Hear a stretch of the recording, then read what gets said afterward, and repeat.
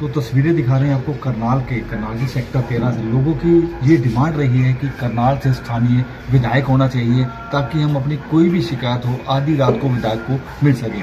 तो भाजपा ने अपना करनाल से चेहरा उतार दिया है करनाल में। तो करनाल में जो जगमोहन लाल जी हैं वो यहाँ से भाजपा के प्रत्याशी हैं जो कि समय समय पर लोगों के लिए तत्पर रहेंगे। जैसे मनोहर लाल खट्टर जी भी तत्पर रहे, नायब सिंह सैनी जी भी तत्पर रहेंगे। अगर उनको एक बार मौका जनता देती है तो वो हमेशा के लिए जो करनाल की जनता है उसको हमेशा खुश रखेंगे, उनके लिए समय समय पर काम करेंगे। चैनल की तरफ से बहुत बहुत शुभकामनाएं सर। बहुत बहुत क्या बधाई। कहना चाहेंगे कि आपको भारतीय जनता पार्टी ने अपना उम्मीदवार घोषित किया है करनाल से? क्योंकि सर पार्टी ਵੱਲੋਂ सर गल करिए तो एक विश्वास जताया सर ਤੁਹਾਡੇ ਤੇ सर ਹੁਣ करनाल ਦੀ जनता ਨੂੰ ਕਿਵੇਂ सर एक विश्वास दिलाओगे कि सर ਤੁਹਾਡੇ ਹੁਣ प्रोग्राम ਰਹਿਣ वाले ने सर? हाँ जी जगमोहन लाल जी। सब तो पहले तो मैं उस वाहिगुरु परमात्मा का धन्यवाद करना जिन्हों के आशीर्वाद नाल आज जन्म देखने को मिले। उनका बहुत आशीर्वाद है उस परम पिता परमात्मा का मुझ पर, मेरे परिवार पर। उसके बाद मैं परम पूजनीय प्रातः स्मरणीय गीता मनीषी स्वामी दयानंद जी महाराज जी, जिनका परिवार पर असीम कृपा और स्नेह बना रहता है, और उनके आशीर्वाद से आज इस मुकाम तक पहुंचा हूं। उसके बाद माननीय मनोहर लाल जी जो प्रदेश के पूर्व मुख्यमंत्री रहे हैं, उन्होंने जो विश्वास एक सामान्य कार्यकर्ता के ऊपर अपना जताया है, ये मेरे लिए बहुत बड़ी बात है। उसके बाद आदरणीय वर्तमान मुख्यमंत्री श्री नायब सैनी जी, जिन्हों की ये उपचुनाव में यहाँ से भारी जीत हुई, उन्होंने जो विश्वास मेरे पर जताया। कृष्णपाल गुर्जर जी जो केंद्रीय मंत्री हैं, वो मेरे राजनीतिक गुरु हैं, उनका आशीर्वाद मेरे साथ सदैव बना रहा। उसके बाद करनाल से हमारे जिलाध्यक्ष माननीय जिलाध्यक्ष श्री योगेंद्र राणा जी, हमारे यहाँ से पूर्व में पार्षद रही बहन अपना महापौर रही बहन रेणुबाला गुप्ता जी, माननीय मुख्यमंत्री जी के OSD संजय बटला जी, ये सब वो साथी हैं जिनकी शुभकामनाओं से, जिनके आशीर्वाद से मैं यहाँ तक आज पहुँचा हूँ। उनके स्नेह से, उनके आशीर्वाद से। आदरणीय अशोक सुखीजा जी, ये सब वो प्रमुख नाम हैं जिन्होंने मतलब मेरे को आगे बढ़ाने का काम किया, उंगली पकड़ करके संगठन की नीति चलाने का काम किया। और करनाल की 36 बिरादरी, करनाल के 36 बिरादरी के समस्त कार्यकर्ता, उनका मैं धन्यवाद करूँगा कि उनका इतना स्नेह, उनका इतना आशीर्वाद रहा। और विशेषकर आप सभी पत्रकार साथियों का, आप चाहे छायाकार साथियों का, जो लगभग पिछले 25 वर्ष से मेरे को कवर कर रहे हैं, उन्होंने मेरा संघर्ष भी देखा, उन्होंने मेरा काम करने का तरीका भी देखा। आप सब लोगों ने समय समय पर पत्रकारिता जो लोकतंत्र का चौथा स्तंभ है, उससे हटकर भी आपने मेरे को व्यक्तिगत जो आपने स्नेह दिया, आशीर्वाद दिया, उससे मैं अभिभूत हूँ। आप सबकी शुभकामनाओं से आज इस मुकाम तक हूँ कि आज भारतीय जनता पार्टी ने मुझे करनाल विधानसभा का प्रत्याशी बनाया। क्या क्या प्राथमिकताएं रहेंगी आपकी करनाल के लिए, क्योंकि करनाल CM सिटी रहा है तो आपसे उम्मीदें भी और बढ़ जाएंगी? देखिए, ये दो मुख्यमंत्रियों की विरासत है। वर्तमान में मुख्यमंत्री नायब सैनी जी और उससे पहले पूर्व मुख्यमंत्री श्री मनोहर लाल जी, उन दोनों जिन्होंने हरियाणा को आगे बढ़ाने का काम किया, बिना खर्ची बिना पर्ची की सरकार दी, एक पारदर्शी सरकार दी। आज जिस प्रकार से उन्होंने हरियाणा के लिए काम किया, भाई भतीजावाद को दूर कर करके, जातिवाद को दूर करके, क्षेत्रवाद को दूर करके, जिस तरह से उन्होंने करनाल का और हरियाणा का विकास किया, उन्हीं की नीतियों में आगे चलकर आगे बढ़ने का काम मैं करूँगा। कोशिश करूँगा कि करनाल के प्रत्येक, क्योंकि करनाल की प्रत्येक गली कुचे से अच्छे से वाकफ हूँ, प्रत्येक कार्यकर्ता से व्यक्तिगत संबंध है, प्रत्येक करनाल की जनता के साथ व्यक्तिगत संबंध है।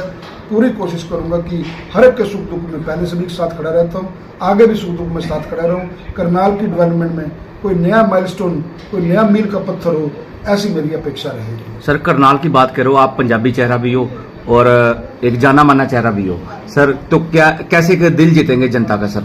देखिए, निश्चित, क्योंकि पंजाबी चेहरा, लोकल चेहरा बहुत बड़ी बात होती है सर। देखिए, निश्चित ही इसमें कोई दो राय नहीं है। जब व्यक्ति एक अपने जिस समाज से आता हो, जिस समाज में पैदा हो, तो समाज का एक बहुत बड़ा योगदान होता है। समाज को दरकिनार नहीं किया जा सकता। समाज है तो हम हैं। समाज के अलावा हमारे पास ना मेरे पास, ना मेरे परिवार के पास, ना किसी व्यक्ति के पास कुछ होता है। लेकिन उसके साथ साथ एक पर्टिकुलर समाज के साथ चलने के साथ साथ जो 36 बिरादरी है, और चाहे वैश्य समुदाय है, चाहे वाल्मीकि समुदाय है, चाहे OBC समुदाय है, उन सब अपना साथियों को साथ लेकर के, क्योंकि जब ये वसुदेव कुटुंब की बात हम लोग करते हैं, 36 बिरादरी की बात करते हैं, तो उसमें सब लोग सम्मिलित होते हैं। कोई एक व्यक्ति एक विशेष समाज से आगे नहीं बढ़ सकता। हमारा देश इस मामले में जाना जाता है कि हम लोग सम्मिलित करते हैं 36 बिरादरियों को, उन सबको साथ लेकर के आगे चलने का काम करूंगा। किसी भी व्यक्ति को, किसी व्यक्ति विशेष को, किसी एक बिरादरी विशेष को तरजीह ना देकर के 36 बिरादरी का भाईचारा, 36 बिरादरी का सामंजस्य, 36 बिरादरी का आपस में सौहार्दपूर्ण बना रहे, उस दिशा में आगे बढ़ने का तो काम करूंगा। सर, करनाल की जनता को एक पंजाबी विधायक पहले आज मिलने वाला है, पहले तो मिले हो, जो करनाल का शीर्ष तौर पर रहने वाला है, तो जनता के लिए हमेशा जागरूक रहेगा। देखिए, मैं करनाल के अंदर यहीं पैदा हुआ हूँ, यहीं जन्मा हूँ, यहीं अपना पला बढ़ा हूँ, तो करनाल के लोगों ने बहुत स्नेह दिया। मैंने जैसे कहा कि आप लोगों को देख लो, पत्रकार छायाकर साथियों ने लीक से हट करके अपने बीच का साथी समझा, क्योंकि पार्टी ने मेरे को लगातार मीडिया की ही जिम्मेवारी, मतलब ज़्यादातर मेरा मीडिया के क्षेत्र में ही काम रहा है। उस नाते से भी आप लोग मेरा स्वभाव भी जानते हो, मेरे काम करने का तरीका भी जानते हो, तो मैं करनाल के प्रत्येक व्यक्ति के सुख दुख में पहले से शामिल होता रहूं, और आगे भी परमात्मा मेरे को ऐसी, वाहिगुरु ऐसी मेरे को अपना प्रेरणा दे, मेरे को हिम्मत दे, ताकि मैं करनाल की जनता के लिए कोई नया माइलस्टोन, कोई नया मील का पत्थर खड़ा कर सकूं। पाटिल साहब, तो जनता से सर क्या अपील करना चाहें? नहीं आपके माध्यम से मैं जनता से यही अपील करूंगा कि अपने बच्चे पर, अपने बेटे पर, अपने भाई के ऊपर वो पूरा विश्वास जताएं। एक बार भाई को आजमाएं। करनाल के अंदर रहने वाला हूँ, आप लोगों के बीच में हूँ, यहीं जन्मा पला हूँ, और आप लोगों की दिन रात सेवा करने का जो भारतीय जनता पार्टी ने मौका दिया, उसको दिल जान से आपके साथ लूंगा। आनंद जी, कई बार होता है पार्टी में, जैसे आपको टिकट मिल गई, आपके जो साथी हैं वो भी नाराज हो सकते हैं, उनको भी मनाने नहीं, भारतीय जनता पार्टी में देखिए कोई नाराज नहीं होता, किसी प्रकार की कोई नाराजगी नहीं है। मेरा किसी के साथ कोई द्वेष नहीं है, मेरा किसी के साथ कोई इस प्रकार का अपना वाद विवाद नहीं है। कोई पल भर के लिए ठीक है, हर एक आपने मीडिया में देखे, इसमें कोई दो राय नहीं है, मीडिया में इस प्रकार की कुछ खबरें आती हैं, लेकिन सब लोग ये भारतीय जनता पार्टी का परिवार है। समय आते आते एक दिन में सबके साथ लूंगा, सबका आशीर्वाद लूंगा, सबको अपनी बात समझाने का प्रयास करूंगा, सबको संगठन की बात करने का प्रयास करूंगा, और सबको साथ लेकर के चलूंगा। अगर कोई किसी वजह से कुछ, मैंने कहा कि मेरी व्यक्तिगत नाराजगी नहीं है, पार्टी में टिकट मांगने वाले 10 चेहरे होते हैं, और मांगनी भी चाहिए, हर एक का हक है, और पार्टी जिसको कमल का फूल, हमारे यहाँ प्रत्याशी कमल का फूल होता है, जगमोहन आनंद कोई प्रत्याशी नहीं है, कमल का फूल जिसको पार्टी ने लगा के भेजा, सब उसके साथ दिल जान से लग जाते हैं। सर, आप जनता के बीच जाओगे तो सर, जैसे कांग्रेस कर रही है हरियाणा मांगे हिसाब, सर एक भाजपा की क्या नीति है जो जनता को सर एक उजागर करने का काम करेगी आपके जरिए? देखिए, कांग्रेस जो 10 साल का हिसाब मांग रही है, उसका हमारे माननीय मुख्यमंत्री ने प्रेस करी थी परसों चंडीगढ़ में, और उन्होंने इतने सवाल पूछे थे, हुड्डा जी के राज के हिसाब मांगे थे, 5 सवाल पूछे थे। 5 सवाल पूछे थे। तो कांग्रेस अपना हिसाब देना, कांग्रेस में जिस प्रकार से भर्तियां होती रही उनका हिसाब कौन देगा? कांग्रेस में जिस प्रकार से लूट गैंग चलता रहा, CNU की बंदर बांट होती रही, उसका हिसाब कौन देगा? कांग्रेस में जिस प्रकार से भोले वाले गरीब किसानों की जमीन सेक्शन लगा करके हड़पी गई और अपना वाड्रा जी को दी गई, उसका हिसाब कौन देगा? जिस प्रकार से नौकरियों में भ्रष्टाचार था, पैसे लेकर के बदलियां हो जाती थी, एक व्यक्ति जाता था सेक्टर में बदली करा के आता था, आधे घंटे में आधा रास्ता वो अपना अम्बाला तक नहीं पहुंचता था, तो दूसरा आदमी बदली करा के चला जाता था, उसका हिसाब कौन देगा? ऐसी बहुत सी बातें कांग्रेस का राज लोगों ने देखा हुआ है, लूट मार देखी हुई है, भाई भतीजावाद देखा हुआ है, क्षेत्रवाद देखा हुआ है, एक विशेष समुदाय के साथ जो उनका जिस प्रकार से उनको नौकरियां दी गई, वो राज हरियाणा ने देखा हुआ है। भारतीय जनता पार्टी ने सबको साथ लेकर के चलने का काम किया, सर्व समाज के लिए काम किया, सबका साथ, सबका विकास की नीति पर हम चलेंगे। तो हिसाब मांगने की जहाँ तक बात है, हिसाब तो जनता के बीच में हम जाएंगे, हिसाब जनता का देना होता है। हमारे लोकतंत्र में जनता बहुत बड़ी है, जनता की जब स्टैंप लगती है, जनता की जब मोहर लगती है, तो जिस पार्टी को मैंडेट देती है उस पार्टी से पता लग जाता है तो हिसाब कौन दे रहा है और कौन ले रहा है। तो हम लोग जनता के प्रति उत्तरदायी हैं, जनता को जो चाहे हम हिसाब देंगे, जनता को अपने काम का 10 साल का हिसाब देंगे, जनता को 10 साल का करनाल में क्या विकास हुआ उसके ऊपर बात करेंगे। जनता के साथ हम लोग जुड़े हुए हैं, जनता हिसाब मांगे, हम हर समय हिसाब देने को तैयार है। इन विपक्ष के लोगों को हमने क्या हिसाब देना? जगमोहन जी, जैसे आप विधायक बन जाते हैं करनाल से, तो आपको क्या लगता है कि 3 प्रायोरिटीज क्या होंगी आपके हिसाब से? क्योंकि आप करनाल में ही पैदा हुए जैसा आपने बताया, और करनाल की एक गली को जानते हैं, तो 3 प्रायोरिटीज क्या रहेंगी आपकी मुख्य तौर पर? देखिए आपका बहुत अच्छा प्रश्न है। सबसे पहले जब आप व्यक्ति को वोट देता है तो वो देखता है कि मेरे को जिस व्यक्ति को मैंने वोट दिया उसका एक अधिकार हो जाता है, वो आपके परिवार के साथ, आपकी पार्टी के साथ जुड़ जाता है। एक सहज उपलब्धता, आपको आदमी को देखिए, एक सामान्य कार्यकर्ता का, करनाल के कार्यकर्ता का, करनाल की जनता का क्या काम है? किसी प्रकार की किसी को दुख तकलीफ है, किसी के कोई पुलिस में काम है, किसी में किसी प्रकार का कोई अपना आपस में किसी प्रकार का किसी का कोई द्वेष हो गया, उसके अंदर वो अपना साथी ढूंढता है, पंचायती ढूंढता है। सहजता उपलब्धता जो उनसे होती है, जैसे एक विधायक होने के नाते जनता करनाल की ये चाहती है कि हमारा विधायक हमारे बीच में रहे, हमारे सुख दुख में शामिल हो। तो सबसे बड़ी प्राथमिकता तो आज मैंने जो महसूस किया वो ये होती है। दूसरी बड़ी प्राथमिकता ये होती है कि जब आप उस समाज में, उस शहर में रह रहे होते हो, तो आपको हर गली कूचे का पता होता है, कहाँ कोई सीवरेज की दिक्कत है, कहाँ कोई नाली की दिक्कत है, कहाँ कोई प्रॉपर्टी आईडी की दिक्कत है, कहाँ कोई आपको आपके बीपीएल कार्ड में दिक्कत है। तो ये बहुत बड़ी बात है। अंत्योदय की भावना से प्रेरित होकर के समाज में खड़े हुए अंतिम व्यक्ति का उदय किस प्रकार हो, उसकी दिशा में हमने काम करना है। ये मेरी दूसरी प्राथमिकता है। और तीसरी सबसे बड़ी प्राथमिकता जो चाहिए वो ये है कि करनाल का सर्वांगीण विकास। करनाल में लगातार आपने देखा है कि कई बार करके ये लोगों ने कहा कि ये प्रोजेक्ट है, ये प्रोजेक्ट है, ये प्रोजेक्ट है।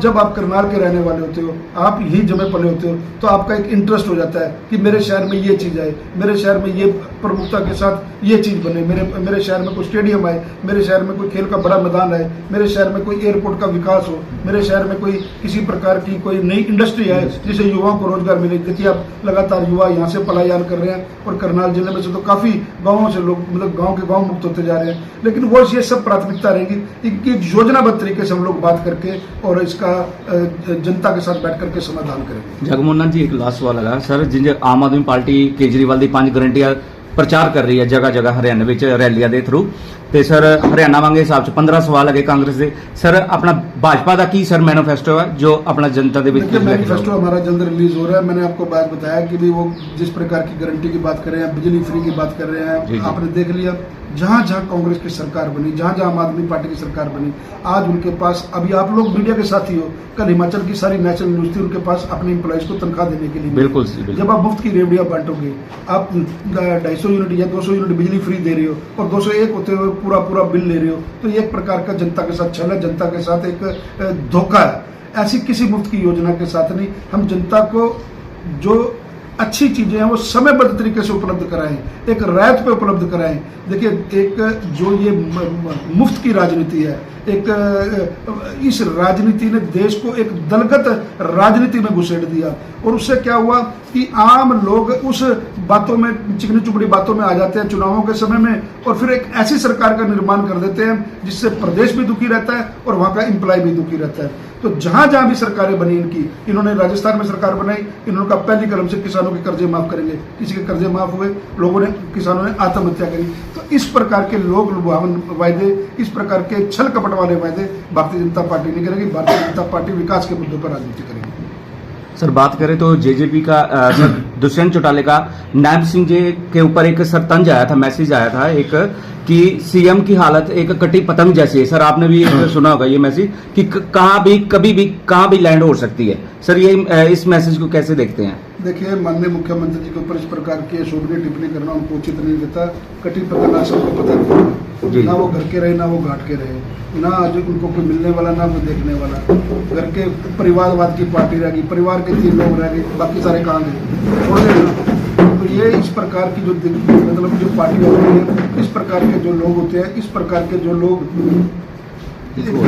समाज को बांटने का काम करते हैं और मतलब मैं कहूँ कि भी परिवारवाद के बीच में बंद का काम करते हैं, ऐसे व्यक्ति की, ऐसी पार्टी को कोई वजूद। सर बड़ोले जी ने कहा कि कांग्रेस अपने बलबूते पे अकेले चुनाव नहीं लड़ सकती, उसको आम आदमी का गठबंधन जैसे अभी आपने सुना होगा। तो सर क्या एक कहना चाहेंगे आप?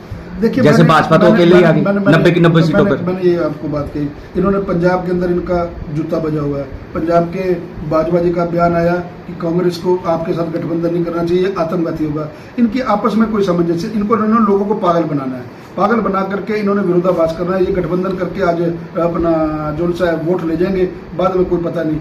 दिल्ली तो गालियां निकाल रहे हैं, पंजाब में गालियां निकाल रहे हैं, यहाँ के गठबंधन कर रहे हैं। मैं आपके माध्यम से पूछना चाहता हूँ, क्या गठबंधन किन मूल्यों पे करेंगे? जब हम अपने हिस्से का पानी मांगते हैं, तो जब पंजाब में उनकी सरकार है, क्या हरियाणा के हिस्से का वो पानी देंगे? सबसे बड़ा ज्वलंत प्रश्न यही है आज उनके साथ। सबसे पहले मैं पत्रकार साथियों को कहूँगा, जब वो गठबंधन की बात करें तो जो हमारे हिस्से का पानी है, हम लगातार पंजाब को बड़ा भाई कहते हैं। आज पंजाब में आम आदमी की पार्टी की सरकार है, क्या कांग्रेस इसके ऊपर कोई बयान देगी कि वो अपना SYL का पानी लेकर के आएंगे? तो ये लोगों को धोखा देते हैं, लोगों को विरोधाभास तरीके से ये अपना बरगलाते हैं। जनता समझदार है, जनता के बीच में हम ये बातें लेके जाएंगे, क्योंकि भोली भाली जनता को इन्होंने कहा 85-100 रुपये आएंगे, खटाखट आएंगे, खाते में डल जाएंगे, किसी के डले क्या। इन्होंने कहा भारतीय जनता पार्टी 400 सीटें जीत जाएगी, आरक्षण खत्म कर देगी। अरे भाई, आरक्षण संविधान हमारे बाबा भीमराव अम्बेडकर जी द्वारा दिया गया हुआ है। उस संविधान को हमने जितना सम्मान हमने बाबा साहब का किया, इतना किसी और पार्टी ने किया।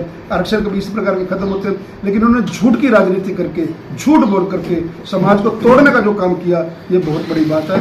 इस बातों से हमने इनको जनता को सचेत करना, जनता को बताना और ऊपर उठ करके काम करना। जी, मीडिया के माध्यम से अब करनाल की जनता से क्या फाइनली अपील करना चाहेंगे? मैं करनाल की जनता से हाथ जोड़ करके, आप सब भाइयों के माध्यम से, सब पत्रकार एवं छायाकार बंधुओं से हाथ जोड़ करके ये अपील करता हूँ, ये अपना बात रखता हूँ अपनी, कि आपने आपके बच्चों को लगातार करनाल के लोग कहते थे, करनाल के लोगों की डिमांड थी, वर्कर्स की डिमांड थी कि स्थानीय व्यक्ति को यहाँ से टिकट दिया जाए, जिसको हम आधी रात को भी जा करके बात कर लें। स्थानीय व्यक्ति हमारे बीच का हो तो वो हमारा विधायक होना चाहिए। उन सब बातों का माननीय मनोहर लाल जी ने सम्मान किया, केंद्रीय नेतृत्व ने सम्मान किया, राष्ट्रीय अध्यक्ष जी ने सम्मान किया, आदरणीय देश के प्रधानमंत्री नरेंद्र मोदी जी ने सम्मान किया। अब आपका बच्चा आपके बीच में, भारतीय जनता पार्टी ने प्रत्याशी बना करके भेजा, आपके सुख दुख के साथी को प्रत्याशी बना करके भेजा। आप सब साथियों से अपील है, जो आपके व्यूअर्स हैं, जो आपकी ये चैनल देख रहे हैं, उन सब से मेरी अपील है कि एक बार मौका भारतीय जनता पार्टी के इस सामान्य कार्यकर्ता को दें, ताकि मैं करनाल की जनता की सेवा कर सकूं, उनके सपनों पर पूरा उतर सकूं। धन्यवाद सर।